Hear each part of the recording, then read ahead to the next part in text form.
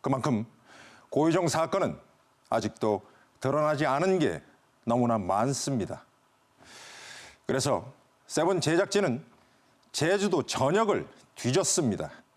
범행 전후 고유정이 갔던 술집은 물론 모텔, 병원, 핸드폰 가게를 처음으로 찾아냈습니다. 그곳에서 고유정이 어떻게 웃었고 어떻게 걸었고 무엇을 손에 들고 버렸는지 그 영상들을 낱낱이 공개하겠습니다.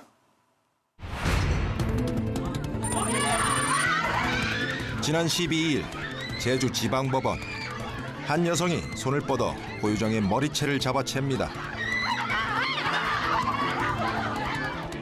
교도관들이 막아보지만 분노한 사람들을 통제하기엔 역부족입니다. 한참을 시달리고 호송버스에 오르는 고유정. 지 혼자 살아보겠다고 발악하잖아. 정벌받을 거야. 어디 아이를 무기로 정벌받을 거야. 고유정. 사람들은 왜 이토록 고유정에게 분노하는 걸까요?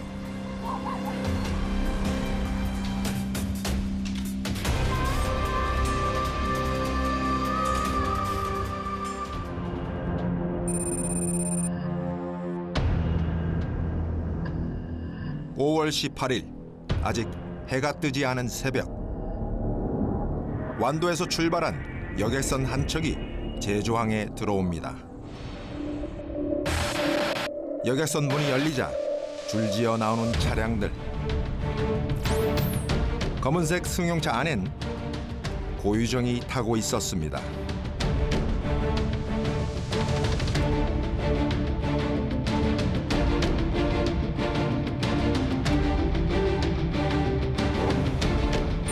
이틀 후 고유정은 전 남편에게 약속 장소 문자를 보냅니다.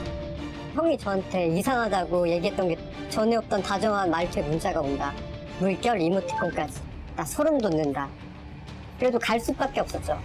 의심이 됐었지만 애를 보기 위해서는 의심이 되더라도 갈 수밖에 없었습니다. 같은 날 고유정은 인터넷으로 믹서기와 들통, 몰카 패치를 주문합니다. 이틀 뒤 한 대형마트에 모습을 드러낸 고유정. 구입한 물건은 청소약품인 표백제와 락스, 부탄가스 4개,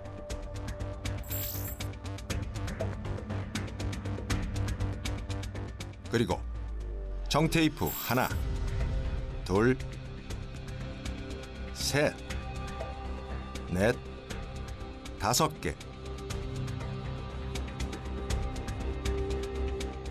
마지막으로 날카로운 흉기 1개였습니다.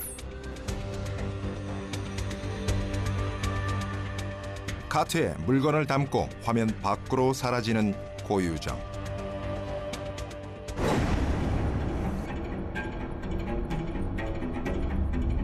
구입한 범행 도구를 트렁크에 싣습니다.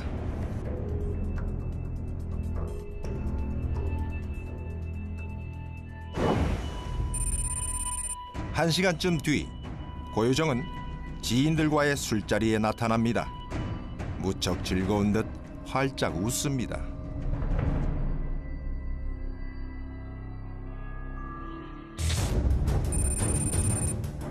이틀 뒤인 5월 25일 약속 장소로 가는 전 남편. 이혼 후 2년 동안 못 본 아들을 만나는 날입니다.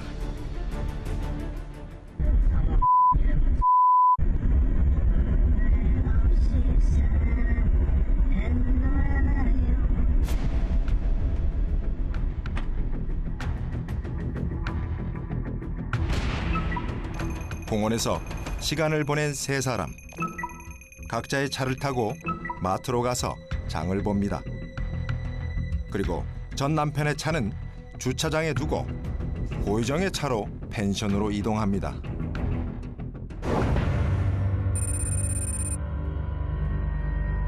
세 사람이 펜션에 간 시간은 오후 5시. 저녁으로 카레를 만들던 고유정은 전 남편 몰래 수면제 성분에 졸피뎀을 넣었습니다.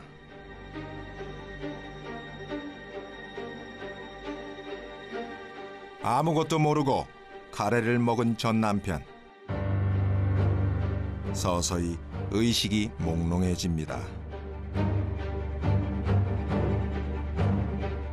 고유정은 아이를 소리가 잘 들리지 않는 외진 방으로 옮깁니다. 그리고 마트에서 산 흉기로 전 남편을 공격합니다. 펜션 곳곳에 흩뿌려진 전 남편의 혈흔.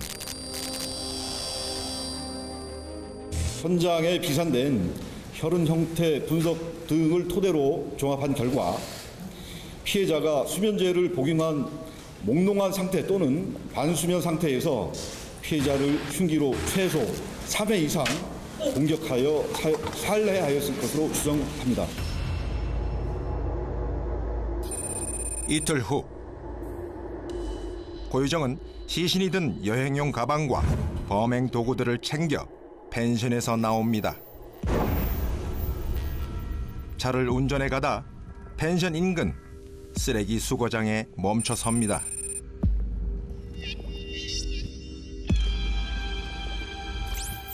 차량과 쓰레기 수거장을 오가면서 조수석과 뒷좌석에 있는 비닐봉지들을 버립니다.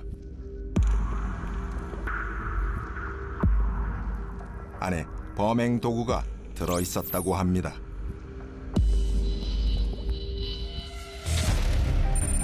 한 시간 뒤 한 모텔 앞 CCTV에 포착된 고유정.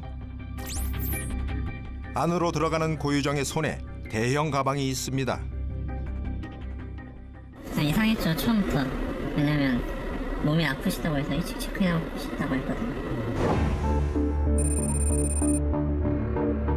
자신과 숨진 전 남편의 휴대폰을 번갈아가며 문자를 보내는 고유정. 전 남편이 성폭행을 시도했고 그 사실이 알려질까 두려워진 남편이 사과하는 내용의 문자를 꾸며냅니다.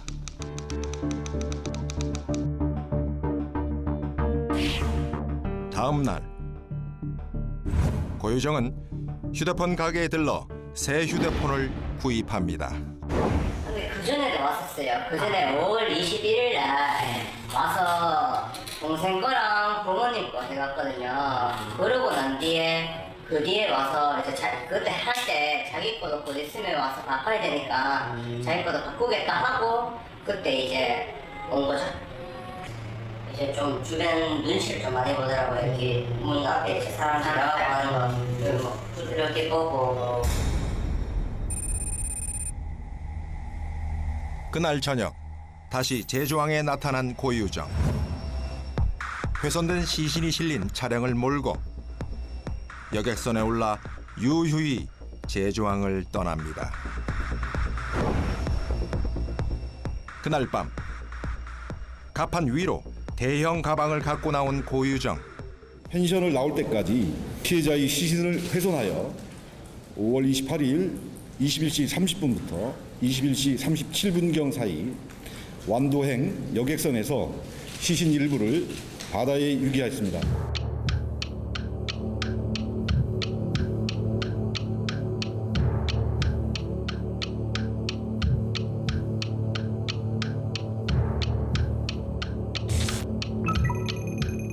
완도에 도착한 고유정은 곧바로 김포에 있는 아버지 명의의 빈 아파트로 갑니다.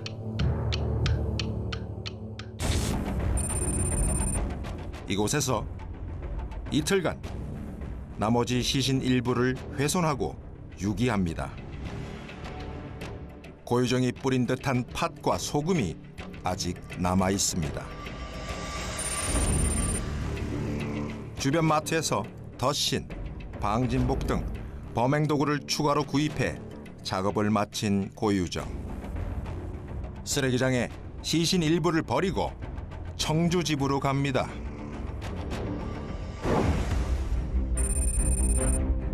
하지만 6월 1일 아파트 지하 주차장에서 경찰에 긴급 체포됩니다. 범행 일주일 만이었습니다. 오전 10시 32분경으로 사진죄로 긴급 체포하겠습니다. 왜요? 변호인을 설명할 수 있고 불리한 짓을 거부할 수 있고 체포 접수심 신청할 수 있어요. 그런 적 없는데 제가 당했는데. 알았어요. 저희가 가서 예. 이건 뭐예요? 버리는 거예요? 예, 지금 아까 쓰레기 걸려왔는데. 일단 차에 타시죠. 아무것도 모른다는 듯 오히려 체포 이유를 경찰에게 되묻는 고유정. 2분입니다. 어차피 들어가세요. 일단 타세요. 전 국민이 지켜보는 카메라 앞에선 긴 머리로 얼굴을 가리고 끝까지 얼굴을 들지 않았습니다.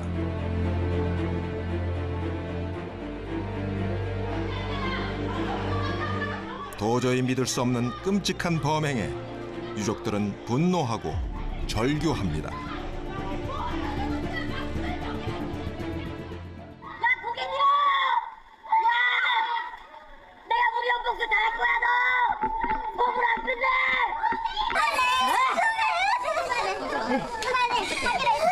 그만해! 가만히 그렇게 지킬 수가 있어!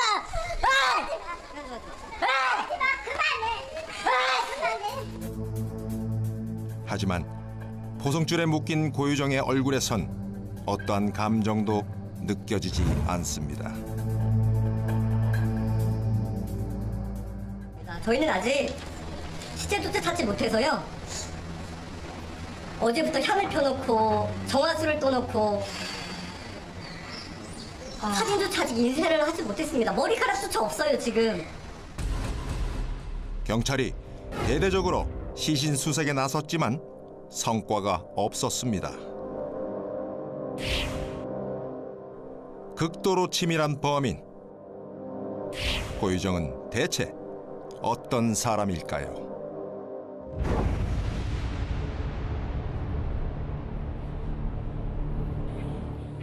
우리는 범행 전후 시점, 고유정과 접촉했던 사람들을 수소문했습니다.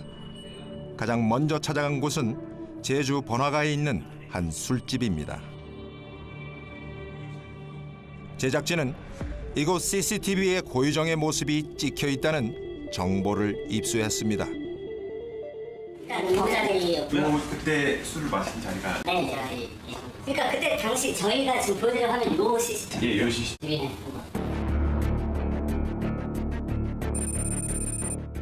5월 23일 자정에 찍힌 술집 CCTV. 술집에 들어와 테이블에 앉는 고유정의 현 남편과 지인들 모습이 보입니다.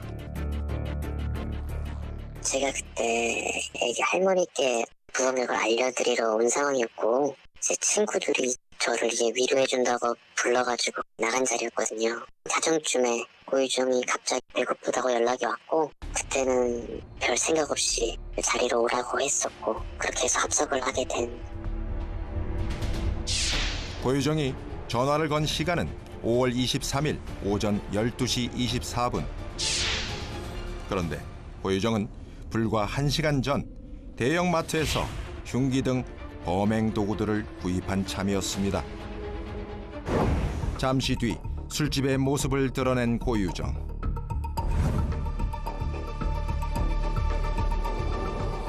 일행을 발견하자 장난스러운 동작을 취합니다.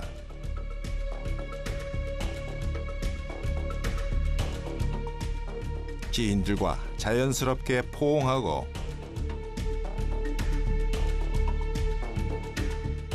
테이블 끝에 자리를 잡습니다. 원래 스타일이 굉장히 친절하고 이날도 마찬가지였어요.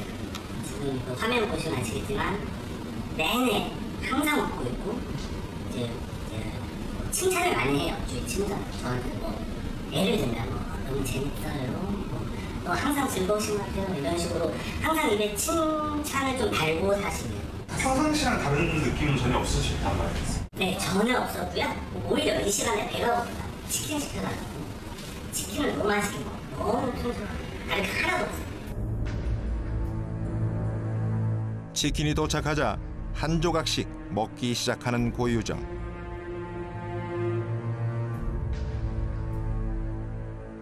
배가 무척 고팠는지 대화를 하기보다는 우선 먹는 것에 집중합니다.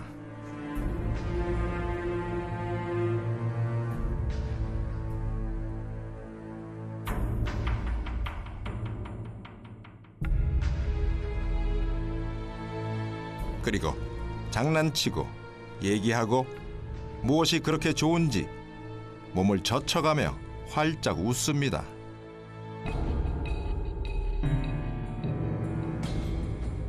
술자리는 2시가 넘어 끝납니다. 그 차를 타고 갔어요. 그날 친구. 우리 친구랑 지금 같이 온 친구가 그 차를 타고 가요. 그 뒤에 있었다는 거예요. 트렁크에. 상상을 해보세요. 살인을 하고 지금 청소용품을 넣은 차를 현 남편분이 타고 지금도 그 살던 미소 짓는 고유정. 이틀 뒤 차에 있던 범행 도구로 전 남편을 살해했습니다.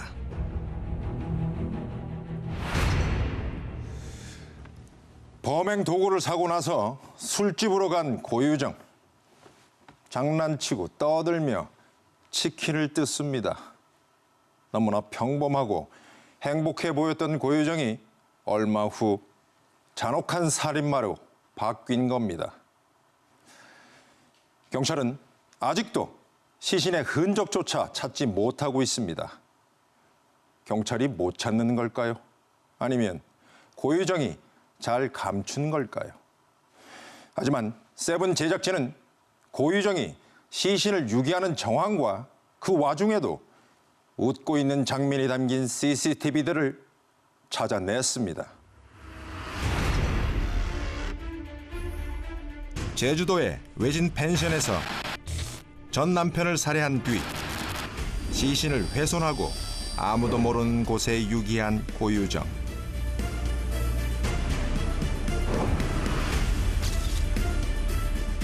경찰은 여전히 수색을 계속하고 있지만 사실상 포기한 듯한 분위기입니다.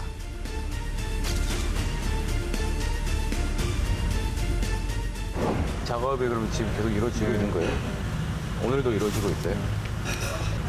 쓰레기장 갈 때도 있고, 네. 갈 때도 있고, 만두, 네. 김포, 네. 이렇게 쓰는데. 그 바다에서 중간에 또 버렸잖아요. 그럼 거기는 찾을 수 있는 방법이 없는 거예요? 그 어디서 찾아요, 그걸 바다에 버린 걸. 아, 생각을 해보세요. 고유정은 범행 뒤 펜션에서 나와 곧바로 근처에 범행 도구들을 버립니다.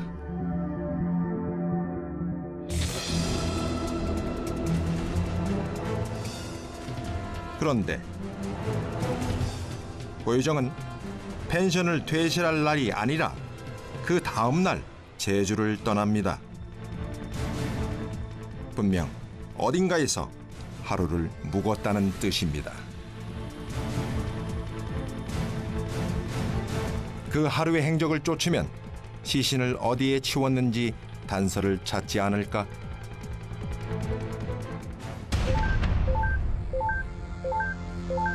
제작진은 고유정이 갔을 법한 숙박업소를 이잡듯이 뒤졌습니다.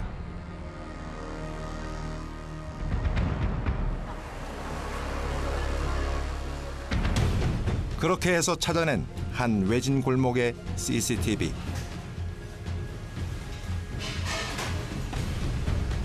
마침내 고유정의 모습이 포착됩니다.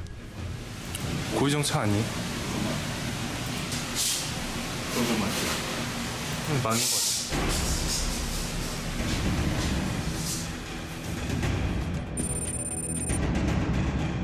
5월 27일 오후 1시 고유정이 한 모텔 앞에 차를 세웁니다. 뒷좌석에서 커다란 가방을 꺼냅니다. 실내로 들어와 어딘가 전화하는 고유정.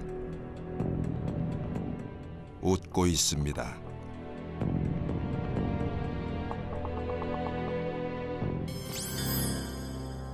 한쪽 손에 꼭 쥔 가방 손잡이. 무엇이 들었는지 아주 힘겹게 끌고 올라갑니다.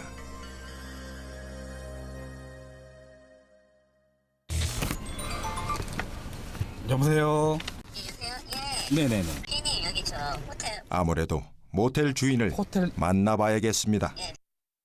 호텔이라고 해서 여기 턱 근처에 네네. 있는데요. 거기 1층에 이제 카페에 있어가지고 네. 거기에서 기다리고 있겠습니다. 네네 알겠습니다.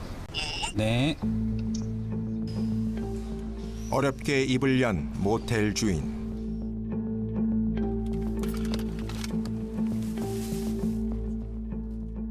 때 캐리어 들고 올라가셔도 돼, 무겁게. 도와주려고 좀 했었는데 밖에 있는 손님이 전화 오고 해가지고 못 놔드렸는데 계속 끌고 가시더라고요. 진짜 무거워서. 모텔에 들어간 지 2시간 만에 고유정이 다시 밖으로 나옵니다. 그런데 입실할 때와는 다른 옷을 입고 있습니다.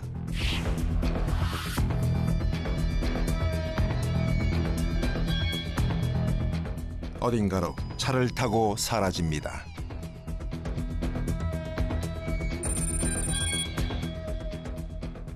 세 시간 뒤 다시 나타난 고유정. 조금 절뚝이는 듯한 걸음. 어디에 다녀왔던 걸까?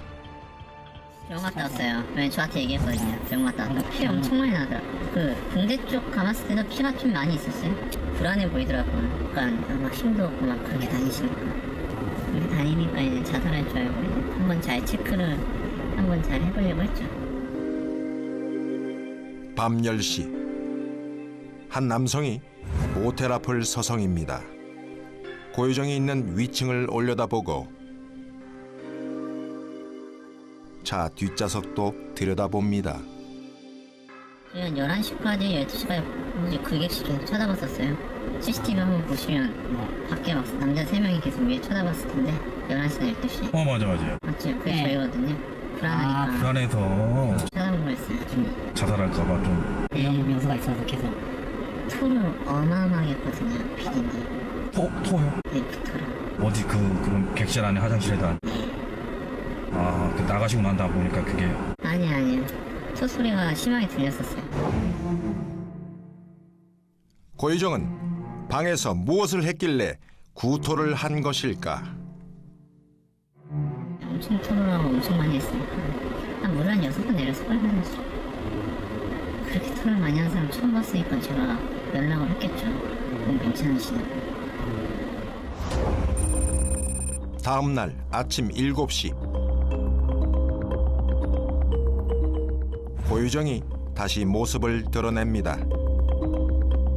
빠른 걸음으로 뒷좌석으로 가서 뭔가를 찾습니다. 반대편에서도 뭔가를 살핍니다. 다시 돌아와 주변을 두리번거리는 고유정. 그러다 차 안을 들여다보고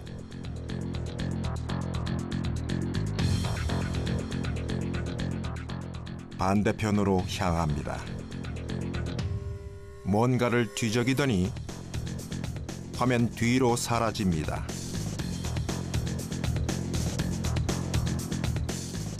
다시 나타난 고유정.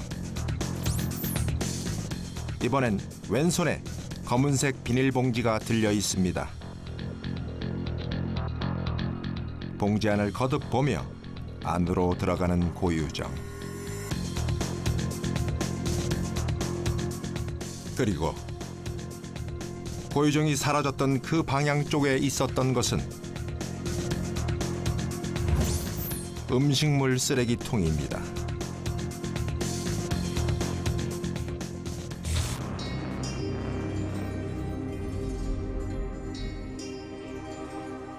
고유정은 뭘 했던 걸까?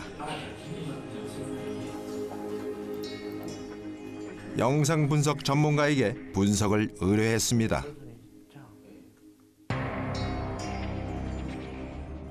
조수석 뒤쪽으로 이동하는 장면이 나오는데 여기서 뭔가를 확인한 것 같아.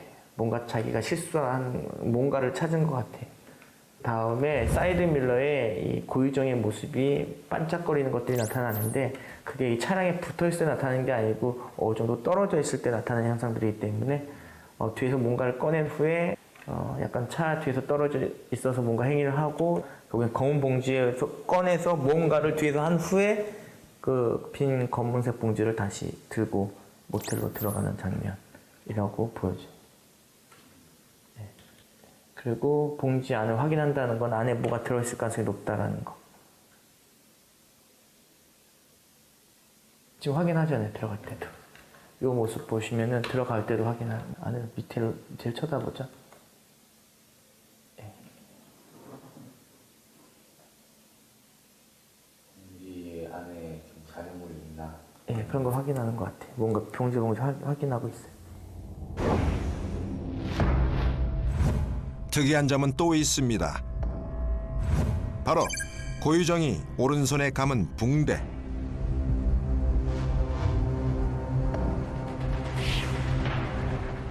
모텔에 처음 왔을 땐 붕대가 없었습니다.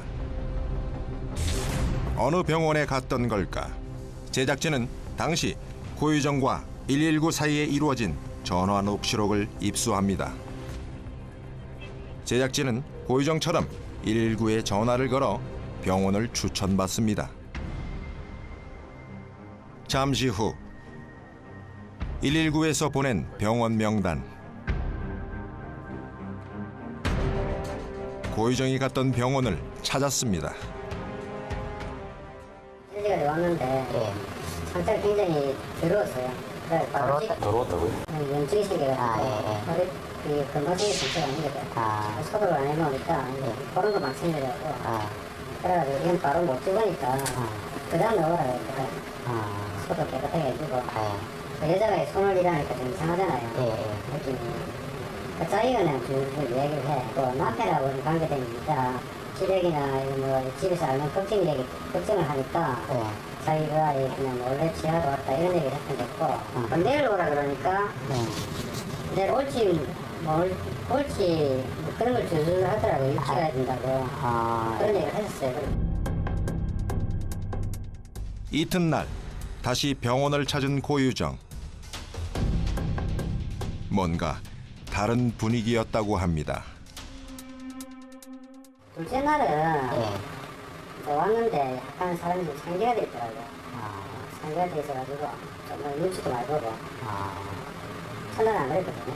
조금 깜짝 놀래고 말 뉘앙스가 조금 첫날하고는 조금 달랐죠. 양손이 그냥 뭐 엉망이었어요. 오른손에 깊은 데가 집은 데가 여기 한 군데 여기 한 군데 여기 있고. 네. 오른손만 그렇게 여러 군데를 집으신 거예요? 그렇죠. 여기가 총 4군데를 집었는데 나머지 손가락은 자기가 소독을 해가지고 밴디지를 이렇게 해왔더라고요. 손가락 마디마다 다 밴디지를 했고. 고유정은 나중에 체포된 뒤에도 한 번 더 병원에 왔습니다. 경찰과 함께였습니다. 처음 들어오는 데가 거기를 못 들더라고요. 수가 풀고 소독을 했는데 약간 방어적인 사진 좀 찍어달라고 변호사한테 보여주더라고요. 그렇게 고유정이 다 그랬어요? 상당히 좀 캐냈죠. 놀랬지. 같은 느낌이 좀 이상했어요. 실로 꿰맨 오른손뿐만 아니라 온몸 곳곳에 상처를 입은 고유정. 어떻게 다친 걸까? 상처를 직접 감식한 법의학자를 만났습니다. 검찰에서 감정의뢰가 와서 사진을 봤는데 내가 사진을 줄 수는 없습니다. 그래서 설명으로 어디에 어떻게 있더라 이렇게는 얘기 드릴 수가 있어요. 여기 있고 여기 자리, 그다음에 여기 있고, 그다음에 아래 다리 정갱이 앞쪽에 있고, 그다음에 수도에 여기 있고 이렇게 있고, 요 안쪽이 비었어요. 안쪽이 비고 이렇게 뒤로 이렇게 비었다가 이렇게. 자, 근데 이 손상이 어떻게 생겼다고 주장을 해요, 고유정은? 남편은 성폭행을 하려고 했고 자기는 이제 칼로 들어서 방어를 했다. 방어를 했다. 예, 그렇게 주장. 근데 왜 자기한테 생기죠? 그게 좀 이상하죠. 예. 근데 여기가 튀어나왔거든요. 그럼 여기 굴곡이 있었거든요. 그런데 여기 껍질만 살짝 지나갔어요. 이렇게 튀어나온 데를 껍질만 살짝 비고 이렇게 빌 수 있다? 이건 남이 해서는 이렇게 안 나와요. 이거는 남이 하게 되면은 씩 지나가면서 이런 형태로 지나면서 가운데가 깊고 끝에 들어가는데 나오는 데가 얕고 이렇게 돼야 되는데 굴곡이 있는데 빨리 지나갈 때는 이렇게 지나갔다는 건 어느 정도 의도적으로 또는 지가 걸려고 그러는데 무서우니까 이렇게 깊이 못하고 한마디로 자기가 만든 대부분 스스로 상처를 냈다는 분석. 그렇다면 수십 바늘을 꿰맨 오른손 상처는 어떨까요? 요 안에 이렇게 있는 거 예. 이거는 자기가 하지 않으면 안 돼. 이 안에가 어떻게 들어갑니까, 칼이? 남이 하는데 아주 깊이도 않고, 그래서 이건 자기가 하지 않으면 안 되는 적이고, 좀 성폭행을 하려고 해서 그걸 막으려고 그러는데 칼을 갖고 왔다 갔다 하고, 방어하고 어쩌고 그러면서 한 순간, 싸움하는 순간, 칼이 휠휠 난무하는 이런 상황에서 나올 수 있는 손상은 아니다. 근데 그 정도로 이렇게 막 몇십 번을 꺼낼 정도로 이렇게 자기가 상처를 냈다고 한다면 그거는 웬만한 강심장이 아니면 잘못하면 자기가 죽을지도 모르는데 뒤에 집어 엎었어갖고 그럼 뭘 못해? 결국 고유정의 상처는 자해로 보인다는 게 법의학계 권위자 이정빈 박사의 소견이었습니다. 자신의 상처도 완전 범죄를 위해 꾸며냈던 것일까요?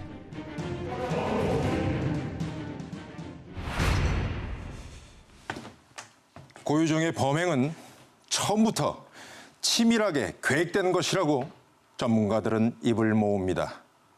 고유정의 이런 잔혹함과 냉정함은 어디에서 비롯된 것일까요? 제작진은 그 단서를 얻기 위해 고유정이 얼마 전까지 현 남편과 살았던 충북 청주의 한 아파트로 갑니다. 그곳엔 또 하나의 죽음이 있었습니다. 청주로 가는 길입니다. 현 남편의 허락을 얻어 들어간 고유정의 살림집.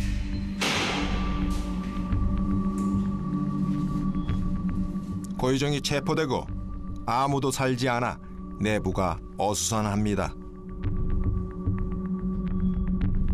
제주도 범행 때 고유정이 입었던 옷과 정리되지 않은 짐들이 보입니다.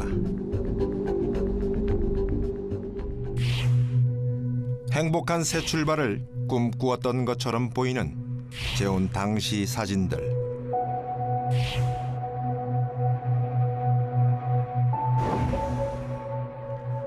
화장대 밑에는 고유정이 두고 간 영수증 무더기가 있습니다.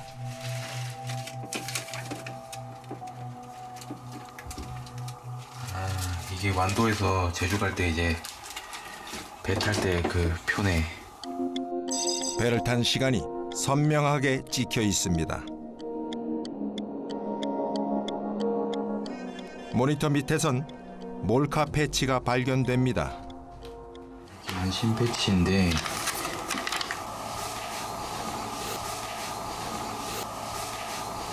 치면 이제 적외선 탐지가 돼서 요런데 이제 안에 집안에 몰카가 있는지를 알 수 있게 하는 그런 패치인 것 같아요. 펜션을 잡기 전에 CCTV 설치 여부를 문의했다는 고유정. 혹시 방 안에 몰카가 있을까 싶어 감지기를 준비했던 겁니다. 고유정은 컴퓨터로 드라마를 많이 봤다고 합니다. 자기가 좋아하는 최근에 하는 미드들 같은 거 그런 걸 봤었고 웬만한 주인공들, 웬만한 스토리들, 제목들, 어떤 미드에 관련된 것들은 이미 다 숙지를 다 하고 있는 상태였죠. 굉장히 잔혹하고 이쁜 주인공들 있죠. 여자 주인공이 미모는 뛰어난데 굉장히 지략적이고 범죄에 있어서 되게 일가견이 있는 그런 주인공들 굉장히 좋아했어요. 특히 예쁜 여자들도 굉장히 좋아하고. 고유정이 저장해 놓은 영화 목록을 확인해 봤습니다. 그중 특히 재밌게 봤다는 한 영화. 그 영화 같이 봤어요. 그때 그 영화가 굉장히 반전 있는 영화라고 에드워드 노트 주인공이 굉장히 피자로 몰리다가 나중에는 그 변호인을 통해서 변호인도 속아버리는 그래서 나중에는 이제 그 엄청난 살인마가 그냥 이유 없이 무죄로 풀려나는 그런 드라마거든요. 살인 혐의로 재판받는 자신과 비슷한 상황. 고유정은 영화처럼 변호인도 속이고 무죄를 꿈꾸는 것은 아닐까. 평소 메모 남기는 것을 좋아했다던 고유정. 뭔가 단서가 있지 않을까? 제작진은 알아보기 힘든 글씨의 메모를 발견합니다. 어딘가 불만이 가득하고 자신을 자책하는 내용.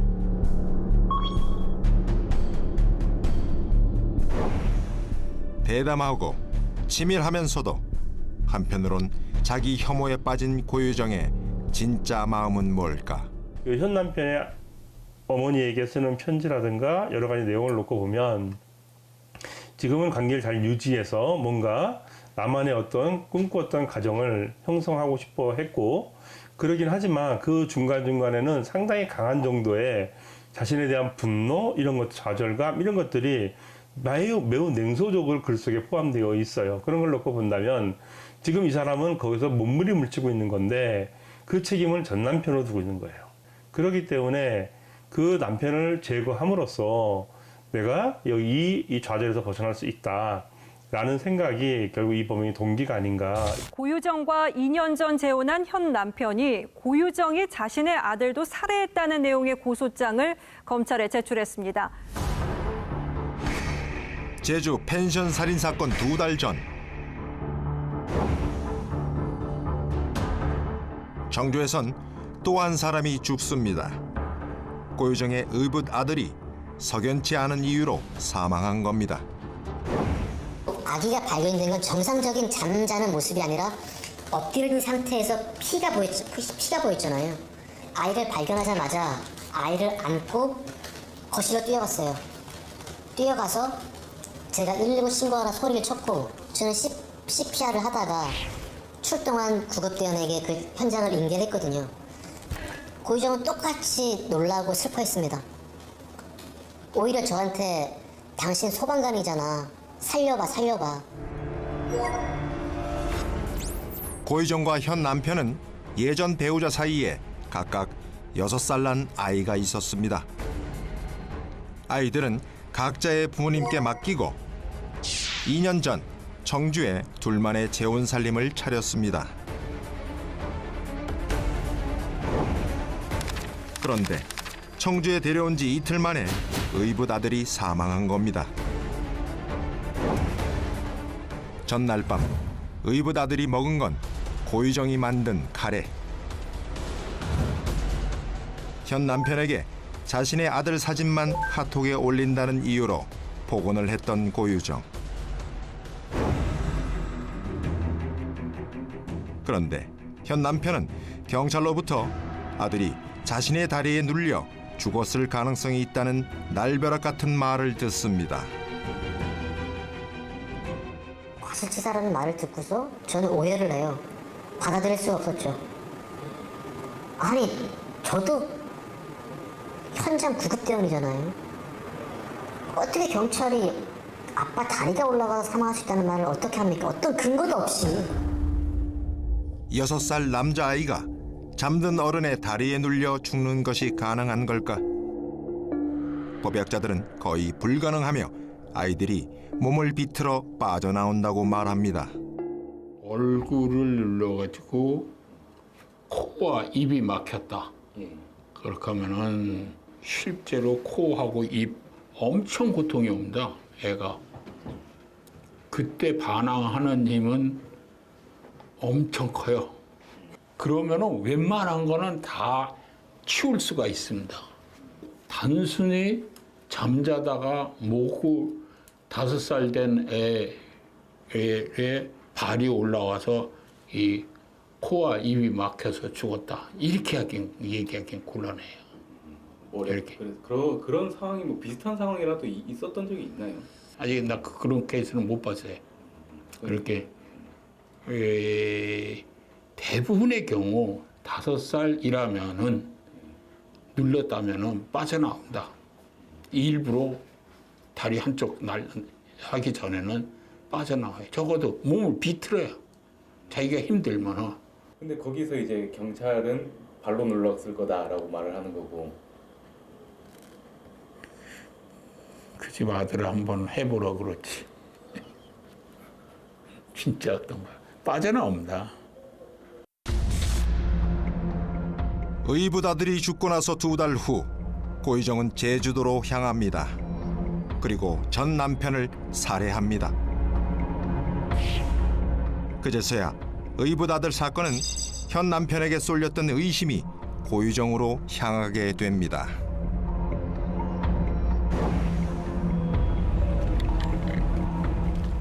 경찰은 그동안 뭘 하고 있었을까요?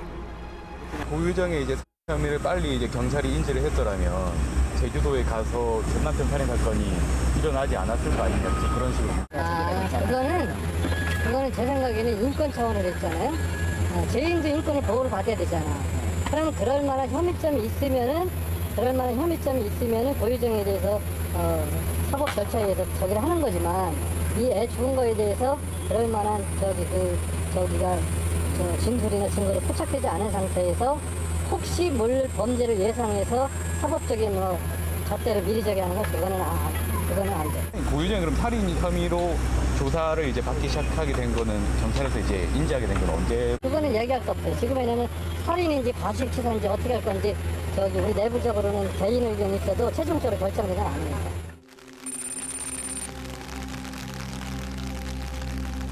폭우가 쏟아지던 지난달 제주 교도소 앞. 대질 조사를 위해 고희정이 수감 중인 제주 교도소를 방문한 현 남편.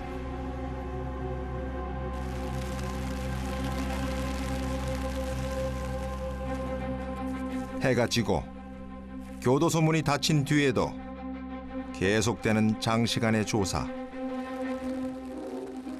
현 남편은 자정이 넘어서야 교도소를 나섰습니다.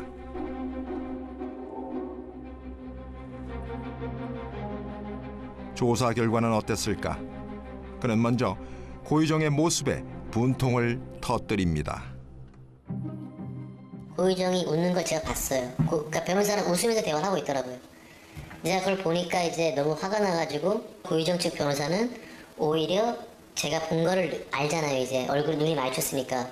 그래서 자기 가방으로 또 안 보이게끔 막아주더라고요. 이렇게. 준비를 많이 해온 것 같더라고요. 그리고 전체적인 어떤 대응 방향은 어떤 거라고 보이세요? 결국 본인은 이유가 전혀 없다. 동기가 전혀 없고, 그리고 결국 이제 그런 부분으로 인해서 사망한 것 같다. 잠버릇으로 인해서. 자기가 아니라 이런 과실치사에 대해서 수사를 해라. 그런 취지죠. 이달 초 수사 결과를 내놓겠다던 경찰은 여전히 결론을 내지 못했습니다. 그리고 고통받는 또 다른 사람들.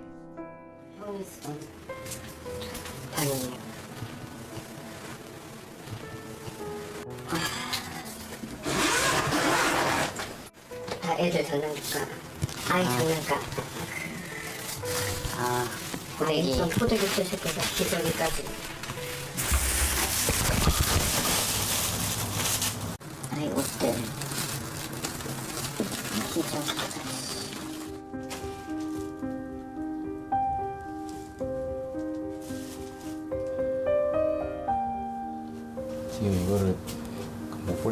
그리워를 하신 거네요. 네. 다른 방에도 가져가지 못하게 하죠, 형이. 이 방에. 숨진 고유정의 전 남편은 총망 맞는 과학 인재였습니다. 우수 논문상도 여러 개 받았습니다. 특히 아들 사랑이 끔찍했다고 합니다. 아니에요. 동영상인데.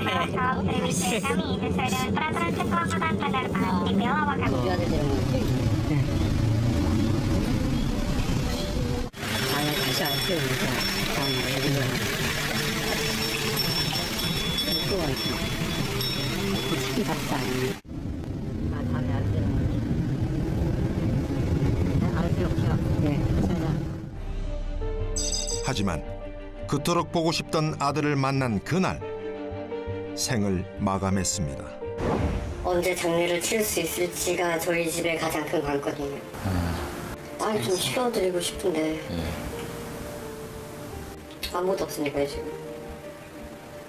고유정 입만 바라보고 있는 제 자신이 너무 고통스럽죠. 전 남편을 살해한 혐의로 구속 기소된 고유정이 내일 처음으로 법정에 섭니다. 계획적 살인을 주장하는 검찰과 우발적 살인을 주장하는 변호인 측의 치열한 공방이 예상됩니다. 첫 재판을 받던 날 고유정은 다시 카메라 앞에 고개를 푹 숙이고 나타납니다.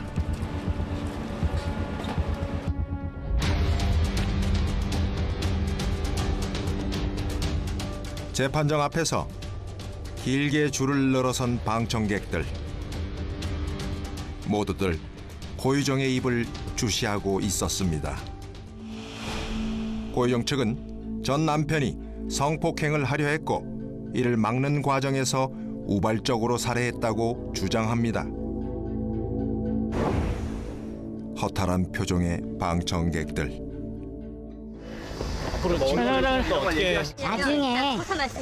나중에 정리가 되면 제가 좀 말씀드리겠습니다. 지금은 좀 어려울 것 같습니다. 우리 주장이 전 남편하고 이렇게 막으시면 안 됩니다. 신문에서 그런 게 있었다라고 주장하시는 것 같은데 따로 증거가 있으신 건지. 따라주셨으면 좋겠습니다. 고유정 씨가 직접 그렇게 지금 주장을 하고 계신 건가요? 제가 나중에 말씀드리겠습니다. 공식적으로. 이러시면 안 됩니다. 그만 따라주셨으면 좋겠습니다. 해야 되니까요.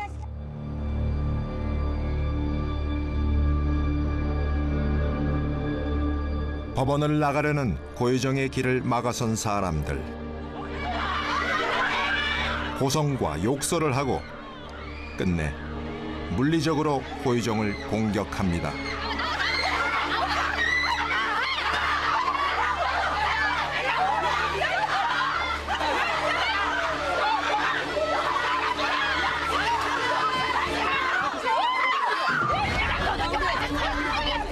사람들이 극도로 분노한 이유는 사과 한마디 없이 피해자에게 책임을 떠넘겼기 때문일 겁니다.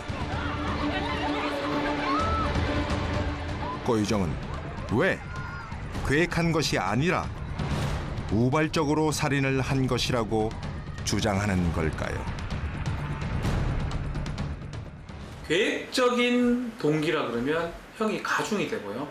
우발적인 거라 그러면 줍니다. 형이 성폭행을 피하기 위해서 그렇게 살해를 했다면 그러면 5년에서 8년이 기본형이거든요. 거기서 우발적형이면 3년에서 5년으로 감형이 돼요. 3년이면 집행유예도 가능하다는 거예요. 극단적인 경우 이건 그렇게 될 리는 없지만 고유정이 살인 자체는 인정을 하고 있는데 그 시신을 어디다 유기했는지에 대해서는 끝까지 입을 열지 않고 있거든요. 그 이유에 대해서는 뭐라고? 만약에 그 시신이 드러나게 되면 자신의 어떤 범행 과정이라든지 이런 것들이 드러날 가능성도 있습니다. 그게 우려스러워서 시신의 어떤 존재라든지 그 시체의 존재에 대해서는 얘기를 하지 않는 걸로 보입니다. 죽은 자는 말이 없다. 아마도 고유정에게 할 말이 가장 많은 사람은 숨진 전 남편일 것입니다. 하지만 고유정은 고인이 아무 말도 하지 못한다는 점을 10분 활용합니다. 고인에게 사건 책임이 있다고 주장하며 유가족들의 가슴을 무너뜨리고 있습니다. 또한 아들의 죽음에 의혹을 제기하는 현 남편에겐 명예훼손 고소장을 보냈습니다. 범행은 끝났지만 주변의 고통은 언제 끝날지 모를 사건이 돼버린 겁니다. 탐사보도 7은 고유정이 합당한 처벌을 받는지, 경찰이 납득할 만한 수사 결과를 내놓는지 끝까지 지켜보겠습니다.